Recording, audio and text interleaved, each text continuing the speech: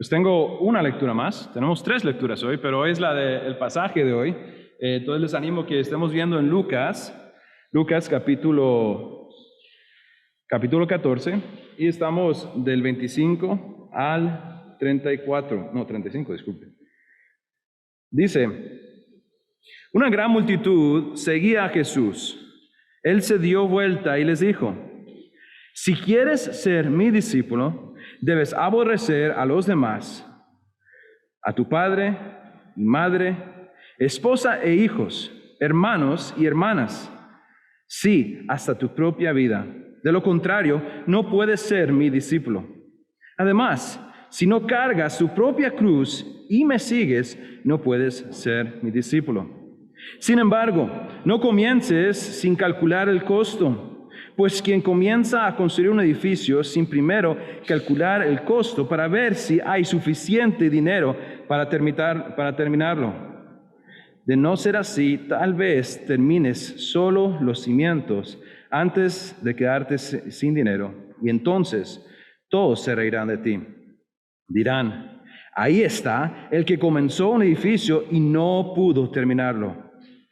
¿O qué rey entra en guerra con otro rey sin primero sentarse con sus consejeros para evaluar si su ejército de 10,000 puede vencer a los 20,000 soldados que marcha contra él? Y si no puede, envía una delegación para negociar las condiciones de paz mientras el enemigo todavía esté lejos. Así que no puedes convertirte en mi discípulo sin dejar todo lo que posees. La sal es buena para condimentar, pero si pierde su sabor, ¿cómo lo harán salada de nuevo? La sal sin sabor no sirve ni para la tierra ni para el abono. Se tira. El que tenga oídos para oír debe escuchar y entender. Dije que creo que es un pasaje bueno para el día que estamos celebrando hoy, porque creo que tener una evaluación de qué significa para nosotros el seguir al Cristo, el cual estamos celebrando hoy, que no solamente murió en la cruz, sino resucitó para darnos para salvación, para ser nuestro Salvador, para ser el Mesías el cual nosotros seguiríamos, para ser el Maestro, el Señor de nuestra vida. Creo que es importante que escuchemos las palabras de nuestro propio Señor hablando de lo que es el costo de ser un discípulo, de qué significa realmente ser un discípulo. Y viendo este pasaje, creo que hay 5 cosas quizás que podamos ver, hay más, y no son las únicas 5 marcas de un discípulo, pero son 5 marcas de un verdadero discípulo según este pasaje, según el Señor. Y muchas de estas cosas Jesús las habló en otros casos. Y todo esto tiene significado y tiene valor porque celebramos el hecho de que Él lo hizo. Él cumplió, Él nos dio ese ejemplo. Primeramente, podemos mirar cada uno de sus puntos, son cosas que Él pasó, pero no solamente pasó, sino que victoriosamente, levantándose de la tumba, se convirtió en nuestro Señor Jesucristo. Durante años y décadas y siglos y no sé cuánto tiempo, en la iglesia ha habido una tradición del día de resurrección, de tener un dicho en el cual alguien diría algo como, Él ha resucitado. Y el cuerpo, los creyentes responderían, ha resucitado en verdad. Y estábamos cantando sobre cómo la tierra tembló, cómo la piedra fue removida, y yo estaba pensando en cómo Él ha resucitado. Y cómo es un gozo como creyente celebrar un día como hoy, que Él ha resucitado en verdad. Que esa es la fe que nosotros tenemos. La fe que da prueba de que Él es quien decía que Él era realmente el Mesías y era la persona por la cual, si vamos a ser creyentes, vamos a ser sus discípulos, porque no es como voy a ser un creyente y después veremos si soy un discípulo. No, un creyente es un discípulo. Un creyente es alguien que sigue a Jesucristo. Entonces vamos a ver esas 5 marcas y vamos a ver cómo es que podemos aprender de ese pasaje, 5 maneras en las cuales podemos enfocar y quizás incluso evaluar. Hoy vamos a tener la cena del Señor y creo que es un buen tiempo para esta mesa. Nosotros creemos que es para los discípulos de Cristo, para los creyentes. Entonces, cuando alguien va a esa mesa, necesitamos estar evaluando, ¿qué es lo que estoy representando? Mi vida representa el seguidor que va a celebrar lo que Cristo ha hecho por él. Entonces es importante que nosotros tengamos esta conversación. Entonces, por esa razón sentimos que este era el pasaje que tocaba esta semana, pero creo que es un muy buen pasaje para evaluar como creyentes cuando pensamos en lo que estamos celebrando. El primer punto que quiero que veamos aquí, necesito hacer un ajuste con un par de cosas aquí. Ok, creo que estamos bien. Es que un discípulo ama a Dios más que nada. Tiene que poner a Dios primeramente. No sé si recuerdan, hace unas semanas hablamos de esto. ¿Alguien recuerda? Hablamos de que había una oración que hacían los judíos varias veces al día. ¿Alguien se acuerda cómo se llamaba? Estoy mirando a Mauricio porque creo que él lo sabe, pero hablamos de que se llamaba la Shema y habla sobre el hecho de que debes de amar a tu Dios primeramente. Y hemos hablado muchas veces en el pasado sobre la ley de Jesucristo. ¿Qué dice él? Jesús reduce toda la ley en 2 mandamientos. Ama a tu Dios y ama a tu prójimo, ¿no? Pero el primero y el más fundamental, y nosotros hemos dicho, el cual hace posible que una persona pueda amar a Dios o a su prójimo, es que tenga que amar a Dios primero. Más bien en 1 Juan 4 tenemos nosotros, versículo 19, algo que nosotros repetimos todas las semanas. Es como nuestra liturgia. Al final del culto, las últimas palabras que yo digo es: nosotros amamos, y ustedes dicen, porque Él nos amó primero. Eso viene de 1 Juan. Nosotros amamos unos a otros, ¿por qué? Él nos amó primero. Y tenemos que empezar con eso, con el amor primero. Mateo 22 dice en el versículo 37, Jesús contestó: ama al Señor tu Dios con todo tu corazón, con toda tu alma y con toda tu mente. Es algo absoluto y quiero que entendamos esto. El pasaje de hoy está hablando sobre una entrega absoluta. No es algo tentativo, no es algo parcial, no es como voy a repartir entre Jesús y esto y un poco del otro. Cristo está proponiendo que un discípulo es alguien que se pierde en Él, que pertenece completamente a Dios. Entonces Él dice: ama al Señor tu Dios con todo tu corazón, con toda tu alma y con toda tu mente. Ese es el primer mandamiento y el más importante. Y hay un segundo mandamiento que es igualmente importante: ama a tu prójimo como a ti mismo. Pero vea el pasaje aquí. Dice: una gran multitud seguía a Jesús. Vemos que todavía hay muchas personas que están siguiendo a Jesús. Pero si vemos en Juan, hay un relato en el cual Jesús tiene muchas personas que lo están siguiendo y Él predica unas palabras duras. Y cuando acaba su sermón, que siempre esto me da aliento a veces, cuando si no hay un montón de personas, digo, bueno, Jesús también era bueno para agarrar mucha gente y convertirla en poca gente. Y Él termina de hablarles en Juan, y cuando se da la vuelta quedan 12. No tengo 12 dedos, pero 12 discípulos, y todo el mundo se ha ido. ¿Por qué? Porque lo que Él predicaba era difícil, y Él tiene hoy una gran multitud, y Él les va a hablar sobre cuál es el costo, qué es lo que significa ser un seguidor de Jesús, un discípulo, porque ellos están haciéndolo, están siguiéndolo, están diciendo: estamos siguiendo a este maestro.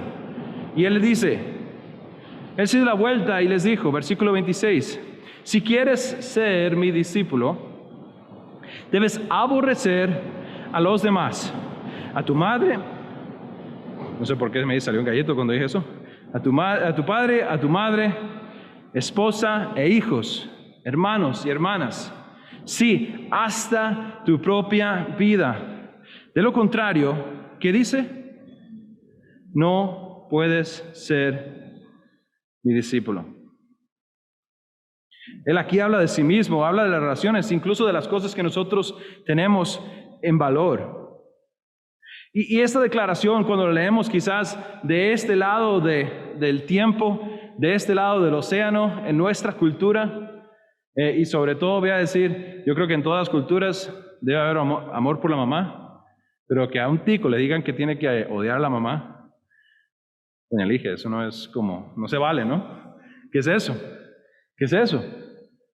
Y creo que es importante que entendamos que eso es una manera, esa palabra aborrecer es una manera semita de hablar de una proporción de amor. Jesús y sus oyentes en el primer siglo, ellos entendían completamente que Él les está diciendo que tiene que odiar a su mamá. Entonces puede ser tico y amar a Jesús, ¿ok? Estamos bien. Pero no tiene que odiar a su mamá, no tiene que odiar a su papá. Más bien sabemos que la palabra de Dios nos dice que tenemos que honrar a nuestros padres y a nuestras madres. La palabra de Dios me dice que yo tengo que amar a mi esposa como a mí mismo, como Cristo, sacrificialmente. No está diciendo que dejamos de amar, pero ese aborrecer está dando una idea de que el amor por Él, el amor por Dios es tan grande que a la par pareciera aborrecer. A la par de Él. Entonces, no es un estándar fácil. Y lo que les voy a decir es que el pasaje de hoy, y entiéndame, Jesús está compartiendo el Evangelio, Él está haciendo una invitación a que sea seguido. Él está declarando el Evangelio.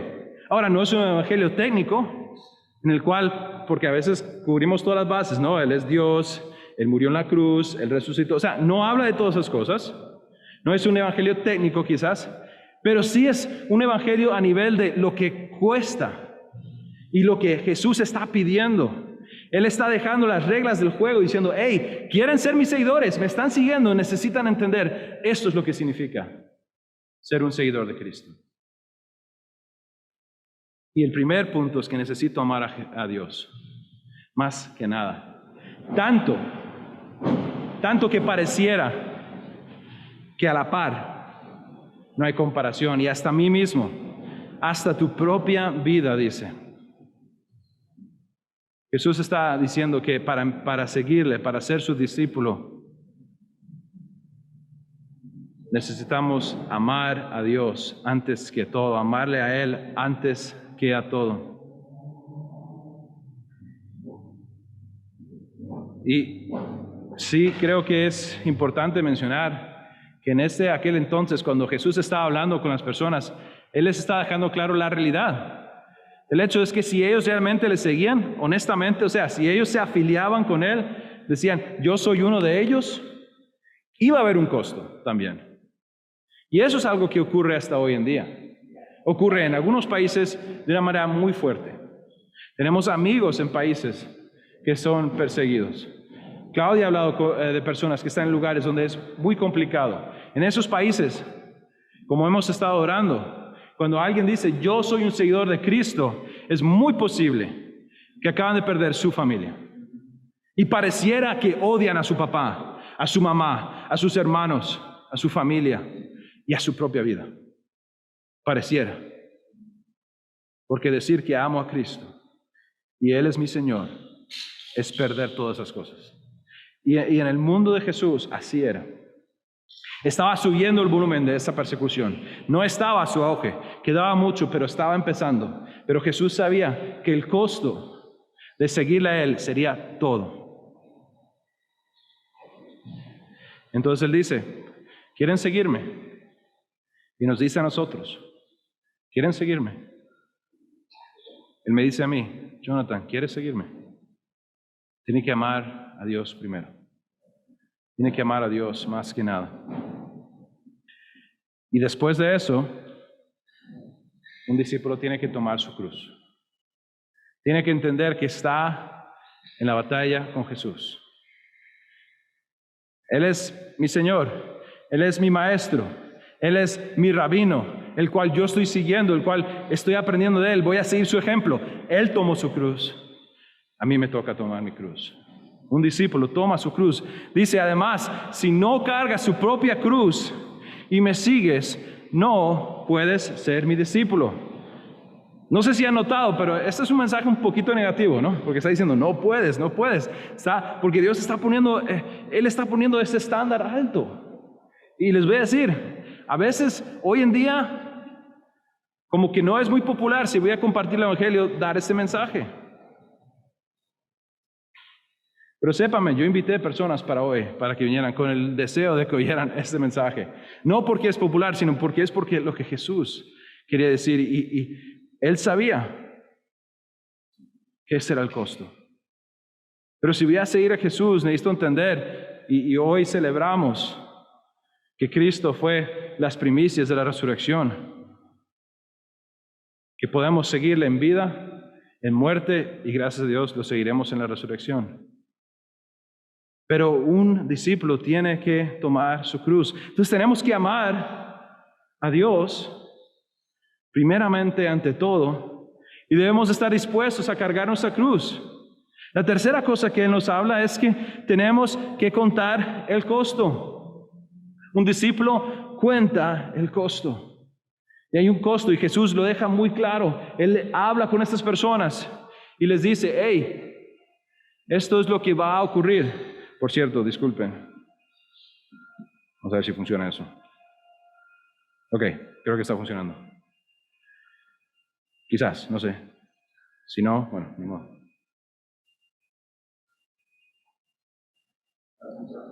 Sí, está escuchando, pero no sé si está oyendo. Bueno, no está oyendo, entonces no voy a jugar con eso. Sorry.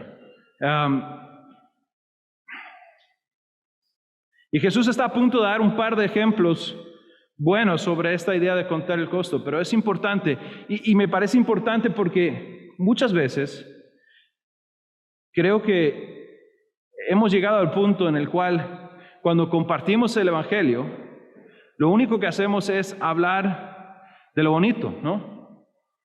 De la mansión, de que ya no le duelen las rodillas, de que esto y lo otro. Y no sé si la idea es que vamos a dejar las cosas feas que vienen cuando uno es un creyente, las pruebas, las dificultades, la posible persecución, todas las cosas, el morir a uno mismo, el pelear con la carne, el poner a Cristo antes que yo. Y no sé si es que la idea es que vamos a darle como un evangelio un poquito muy fácil y luego le contamos las cosas feas cuando ya haya comprado el producto, no sé cómo funciona. Pero Jesús es muy claro, Él dice, hey, me están siguiendo, ok. Otra cosa que necesitamos considerar es que hay un precio, hay un costo. Y Él da este ejemplo muy claro, Él dice, sin embargo, no comiences sin calcular el costo. Pues ¿quién comenzaría a construir un edificio sin primero calcular el costo para ver si hay suficiente dinero para terminarlo? De no ser así, tal vez termines solamente los cimientos antes de quedarte sin dinero. Entonces todos se reirán de ti. Dirán, ahí está el que comenzó un edificio y no pudo terminarlo. Y tristemente, esta es la verdad. Tristemente, esto es algo que podemos ver en las vidas de personas. Personas que dijeron, sí, Jesús, yo soy un cristiano. Se pusieron la camisa, pusieron el sticker atrás del pececito, dijeron todo, fueron al concierto, vinieron, se sentaron, subieron la par nuestra, oraron, pero no contaron con el hecho de que quizás iba a haber días difíciles. Quizás el Espíritu Santo iba a trabajar en su vida y decirles, hey, Jonathan, necesitas cambiar esto. Jonathan, eso no es correcto, déjalo. Sí, va a ser difícil. Elígeme a mí en vez de a ti. Y quizás como que queda una fundación, un fundamento, pero no está acabado. Durante 3 años vivíamos en una casa en Tres Ríos y cuando yo miraba por una de las ventanas enfrente de la calle había una casa que tenía los cimientos, las vigas, la mayoría del techo y ya. Y yo pregunté a los guardias, ve, ¿cuánto tiempo tiene esto? 15 años. ¿Qué pasó? Se acabó la plata. Bueno, creo que se robaron la plata, pero bueno, el punto es, no contaron el costo. ¿No? Entonces, empieza esa construcción, pero no se acaba. Y a lo que estamos llamados es no solo a empezar la carrera, sino a terminar la carrera. Y les voy a decir, Cristo contó el costo. Si alguien sabía el costo de tomar su cruz e ir adelante, era Cristo. Y sabemos que contó el costo y completó su misión, completó la carrera, porque estamos celebrándolo hoy. Estamos celebrando que Él fue fiel. Y no solo podemos pensar en Getsemaní y en esas lágrimas y ese sudor y esa sangre y Él estar viendo lo que se le venía y entender que tenía que morir en la cruz y que iba a sufrir y que iba a estar separado por primera vez del Padre. Y Él cuenta el costo y Él dice, pero no mi voluntad, sino la tuya sea hecha. Cuenta el costo y lo hace. Y eso es a lo que nos invita a hacer a nosotros. Versículo 31 dice, ¿o qué rey entra en guerra con otro rey sin primero sentarse en sus consejeros para evaluar si su ejército de 10,000 puede vencer a los 20,000 soldados que marchan contra él? Parece interesante que usa la analogía de una guerra y también de la disparidad, ¿no? No estamos en posiciones.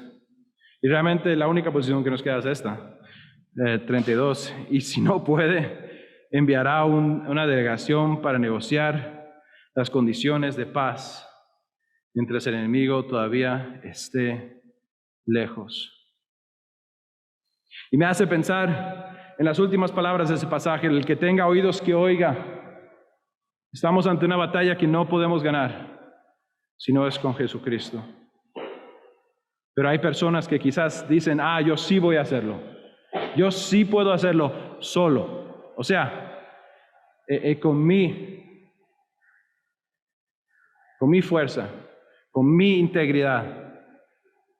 Creo que los fariseos estaban en esta categoría. Ellos sabían que había una guerra, que luchar espiritual, que tenían que vivir una vida moral, que tenían que amar a Dios, pero lo intentaban hacer sin Cristo. Y no es posible.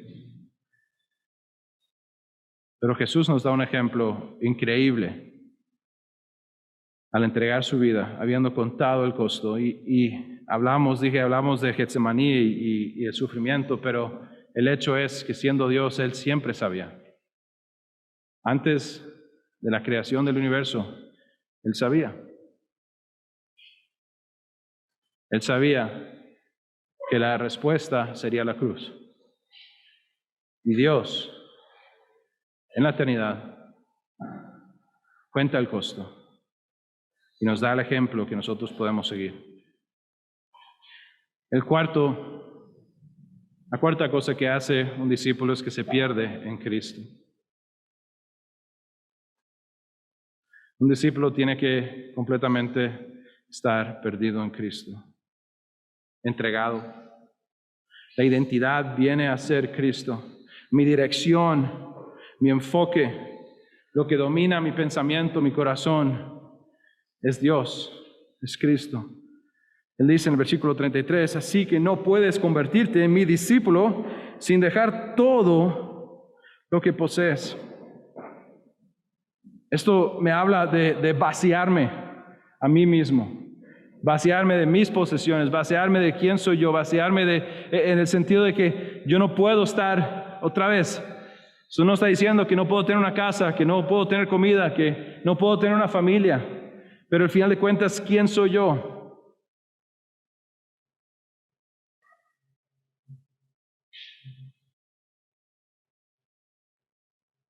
Yo no sé de ustedes, pero para mí es demasiado fácil que chorrocientas cosas, para los que están aprendiendo en español, eso es una palabra buena, chorrocientas. Es un número oficial tico. No lo sabía hasta que llegué aquí, pero es un buen número. Una infinidad de cosas pueden apoderarse de mi corazón que no son Dios. Preocupaciones, anhelos, deseos. Y de repente, en vez de estar dentro y cubierto y completamente inmerso en lo que es la gloria y la gracia y el amor de Jesucristo, confiando y viviendo con todo lo que me rodea, mi familia, mi trabajo, mis amistades, mi vida, todo lo demás afectado por ese principio del amor de Cristo, lo que hago es que intento como salirme y vivir la vida con mis propias necesidades o intereses o afanes. Tengo aquí una declaración que hizo un misionero por el nombre de Jim Elliot. ¿Y alguien conocen quién es Jim Elliot? Estoy mirando a John porque dice, sí, vivía a la par de donde yo crecí. Pero Jim Elliot era un misionero entre 5 familias que en los 60, por ahí de los 60, fueron a Ecuador a trabajar para alcanzar una tribu que no había sido alcanzada. Waodani, creo que era el nombre del grupo. Y eran conocidos por ser muy feroces. Ellos eran muy vengativos y tenían muchas guerras entre ellos, y la gente era un lugar que no se recomendaba ir. Pero esos 5 hombres con sus familias se mudaron a Ecuador, establecieron un lugar, un hogar, y empezaron a hacer preparativos. Y eventualmente hicieron contacto. Y en el primer día que hicieron contacto físico con esta tribu, murieron los 5. Uno de ellos fue preguntado por qué tenían armas en casa para cazar, defenderse. Porque si les preguntaron, ¿van a llevar armas? Y uno dijo, no recuerdo cuál, dijo, no, porque nosotros estamos listos para ver a Dios, pero ellos no.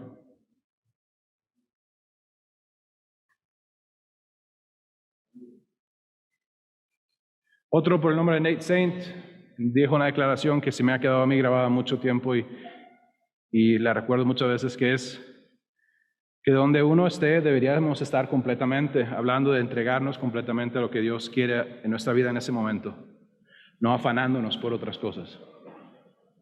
Pero esos 5 hombres sabían a lo que iban. Estas 5 esposas sabían lo que iban. Los hijos lo dudo. Pero Jim Elliot, antes de ir, no sé cuándo, pero que me imagino considerando a lo que iban, de lo que posiblemente ocurriría, él dice, no es uno necio el que pierde lo que no puede ganar para ganar lo que no puede perder. Creo que esas son las palabras de un discípulo que ve valor en Cristo más allá de nada. Podríamos decir que esos 5 hombres, hasta el punto que despreciaron a sus mujeres y a sus hijos, a la par del amor que tenían por Cristo, y porque ver que Cristo fuera proclamado.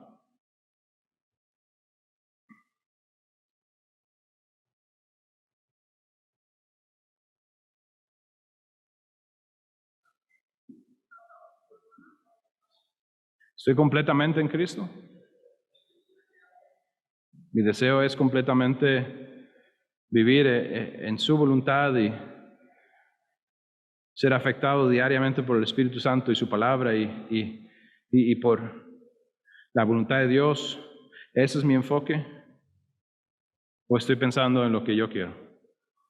Lo que Jonathan desea, lo que a Jonathan le preocupa, lo que nos concierne, lo que está ocurriendo, lo que las noticias dicen, lo que mi familia dice. ¿Dónde está mi enfoque? ¿Dónde estoy? ¿Estoy completamente entregado? ¿Me he perdido en Cristo?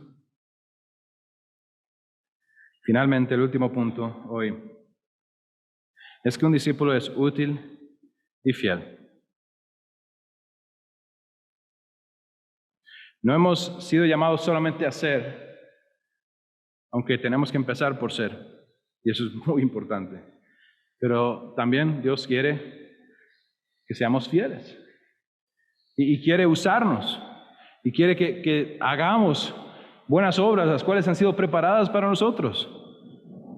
Y Él usa este ejemplo de la sal. Él dice, la sal es buena para condimentar, Pero si pierde su sabor, ¿cómo la harán salada de nuevo? Creo que la respuesta es, no se puede. Pero tiene un propósito la sal. Y la sal sin sabor no sirve ni para la tierra, ni para el abono. Se tira. El único valor en ese mundo para una sal que se había hecho mala, en algunos casos un efecto que ocurría es que por la zona del Mar Muerto también hay gypsum y a veces se mezclaba la sal con el gypsum. Ustedes saben las paredes, pero el gypsum viene de un polvo y se mezclaba y ya, está fregado.